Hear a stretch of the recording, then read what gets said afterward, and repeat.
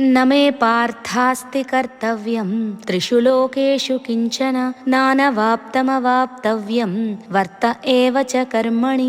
ఇప్పటిదాకా కృష్ణుడు అందరి గురించి చెప్పాడు. అర్జునుడిలో ఏమీ చలనం లేదు, ఇంకా లాభం లేదని ఇప్పుడు కృష్ణుడు తన గురించి తాను చెప్పుకుంటున్నాడు. అర్జున, నాకు ఈ మూడు లోకాలలో చేయతగిన పని కానీ చేయవలసిన పని కానీ లేదయ్యా.